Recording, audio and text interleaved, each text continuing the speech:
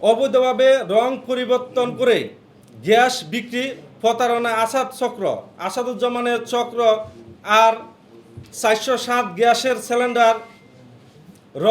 সিলিন্ডারের রং পরিবর্তন করে সেদিকে আর 22 গ্যাস বলে বাজারজাত করেছেন। এর ফলে টেকনিশিয়ান ও সাধারণ ক্রেতারা প্রতারিত হয়েছেন। এই কারণে প্রায় এসি বিস্ফোরণ হচ্ছে। গণপ্রজাতন্ত্রী বাংলাদেশ সরকারের লঘু সম্মিলিত লিফলেট নিমপ্লেট ব্যবহার করেছেন। এটি দেশের প্রচলিত আইন পরিপন্থী। তারা দলীয়করণ করতে করতে বাম্মাকে এমন পর্যায়ে নিয়ে গেছেন যে এটি আর এখন কোনো সংগঠন নয়, এটি স্বৈরাচার সরকারের দোসরদের লুটপাটের একটি প্রতিষ্ঠানে পরিণত হয়েছে। স্বৈরাচারের দোসর বাম্মার প্রেসিডেন্ট আসাদুজ্জামানের সঙ্গে একত্রিত হয়েছেন ব্রাহ্মণবাড়িয়ার বিএনপির সাবেক সাংগঠনিক সম্পাদক মোহাম্মদ সাইদুল হক, যিনি এতদিন তার বিরুদ্ধে কথা বলেছেন। মন্ত্রণালয়ে প্রশাসক নিয়োগের জন্য আলোচনায় অংশগ্রহণ করেছেন, যার তথ্য প্রমাণ বাণিজ্য মন্ত্রণালয়ে রয়েছে। কারিশমাটিক আসাদুজ্জামানের অর্থে বশীভূত হয়েছে সাবেক এই নেতা, যার বিরুদ্ধে ব্রাহ্মণবাড়িয়া অভিযোগ পাহাড় রয়েছে। বাম্মা সংগঠনটি বাংলাদেশ আরএসি টেকনিশিয়ানদের শোষণ এবং নিপীড়নের একটি অধিক ক্ষেত্রে এবং জনগণ ও ভুক্ত অধিকার হরণের একটি ডেরায় পরিণত হয়েছে। আমরা আজকে আপনাদের সামনে এমন কিছু তথ্য উপস্থাপন করছি যা প্রমাণ করে বাম্মা সিন্ডিকেটের ভয়াবহ দুর্নীতি ও অনিয়ম। মানব পাচারের অভিযোগ মোহাম্মদ বশিরুল হক, পাসপোর্ট নাম্বার দেওয়া আছে, ইস্যু তারিখ 1 সেপ্টেম্বর 2021। তিনি বাম্মার সদস্য না, তারপরও সিন্ডিকেটের মাধ্যমে সদস্য দেখিয়ে তাকে জাপানে পাঠানো হয়। বিনিময়ে এই চক্র তার কাছ থেকে 22 লাখ টাকা নেয়। এভাবে প্রায় বাম্মা পরিচয়ে মানব পাচার করেছে এই সিন্ডিকেট। পরিবেশ অধিদপ্তর অসাধু কর্মকর্তাদের যোগসাজশে আসাদুজ্জামান সিন্ডিকেট পরিবেশ অধিদপ্তরের কিছু অসাধু কর্মকর্তার সহায়তায় 51টি প্রতিষ্ঠানের নামে লাইসেন্স ইস্যু করেছেন। তদন্তে দেখা গেছে যে 21 জন ব্যক্তি 51টি লাইসেন্সের মালিক, যা সম্পূর্ণভাবে অবৈধ। গ্যাস আমদানি সিন্ডিকেট ও টেকনিশিয়ানদের শোষণ এবং এই চক্রটি আর 22 গ্যাস আমদানি করে বাজার থেকে কয়েক গুণ বেশি দামে বিক্রি করেছেন। একটি গ্যাস সিলিন্ডারের প্রকৃত মূল্য যেখানে $37 বাংলাদেশি টাকায় আনুমানিক 7,000, সেটি তারা বাজারে 24,000-এরও বেশি টাকায় বিক্রি করছেন।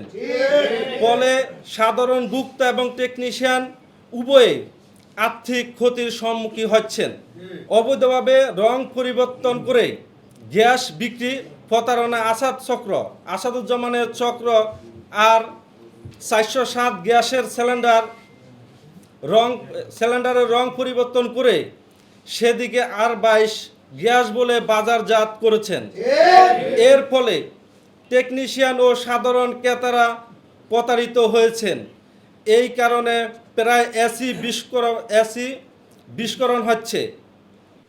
আজকে আমাদেরকে সময় দেওয়ার জন্য, আমাদের দাবিগুলো জনসম্মুখে মানুষের মাধ্যমে তুলে দেওয়ার জন্য আজকে আমাদের কাছে সামনে উপস্থিত হয়েছেন। আসলে আপনারা জানেন অবশ্যই বিভিন্ন পত্রপত্রিকার মাধ্যমে যে আমরা গত 2 তারিখে আমাদের কিছু যৌক্তিক দাবি নিয়ে আমরা পরিবেশ অধিদপ্তরের সামনে সুস্থ মানববন্ধন করেছিলাম। আমরা কারো বিপক্ষে কোনো কথা বলতে যাইনি।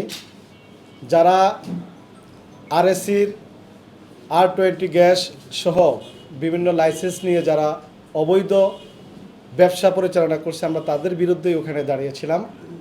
যেহেতু পরিবেশ অধিদপ্তর এই বিষয়গুলো হ্যান্ডেলিং করে, সেজন্য আমরা পরিবেশ অধিদপ্তরকে এই বিষয়টা জানানোর জন্য মূলত আমরা সেখানে গিয়েছি। আপনারা এও জানেন যে আমরা মাননীয় মহাব্যবস্থাপক মহোদয়ের নিকট আমরা আমাদের দাবিগুলো উত্থাপন করেছিলাম যে যারা বিদেশ থেকে গ্যাস আমদানি করে তারা গ্যাসের যে দাম তা থেকে কয়েক গুণ দাম নিয়ে নেয় এবং বিভিন্ন নিম্নমানের গ্যাস নামে বেনামে এনে 22 গ্যাস নামে বিক্রি করে। এতে 22 গ্যাস এবং 410 গ্যাস দুইটা আলাদা জিনিস। 410 গ্যাসের কারণে যদি কোনো কারণে আগুনের স্ফোরিং পায় তাহলে সেটা মানুষের দাহ করতে পারে। এ ধরনের অনেকগুলো দুর্ঘটনা পতিত হচ্ছে। আমরা সেই লক্ষ্যে যাতে মানুষ ভোক্তারাও বাঁচে এবং টেকনিশিয়ানরাও বাঁচে সেই হিসাবে আমরা আমাদের স্মারকলিপি প্রদান করেছিলাম। আমরা আজকে মূলত সংবাদ সম্মেলন করার উদ্দেশ্য একটাই, আমাদের দাবিগুলো আপনারা আগে থেকে জানেন, আমরা গত দিনও দিয়েছি, আজকেও দিয়েছি। আমরা সেই মানববন্ধন করার পরে যাদের বিরুদ্ধে, যে সমস্ত দুর্নীতিবাজদের বিরুদ্ধে আমরা মানববন্ধন করেছিলাম, তারা আমাদেরকে বলেছে আমরা নাকি ওইখানে পরিবেশকে নোংরা করার জন্য পরিবেশের বিরুদ্ধে কথা বলেছি এবং ভালো ভালো মানুষের বিরুদ্ধে আমরা ষড়যন্ত্রমূলক আমরা আমাদের যেই মানববন্ধন সেটা আমরা করেছি। এটা আপনারা দেখেছেন, আমরা মূলত পরিবেশের পক্ষে কাজ করেছি, দেশ এবং দেশের মানুষের পক্ষে কাজ করেছি। আমরা বাংলাদেশ আরএসির মালিক শ্রমিক কল্যাণ অ্যাসোসিয়েশনের সাথে যুক্ত সকল টেকনিশিয়ানদের পক্ষে কাজ করেছি। আমরা কোনো ব্যক্তি, কোনো প্রতিষ্ঠানের বিরুদ্ধে আমরা কখনো লাগিনি। আমরা যে দুর্নীতিগ্রস্ত, দুর্নীতির বিরুদ্ধে আমাদের এই আন্দোলন।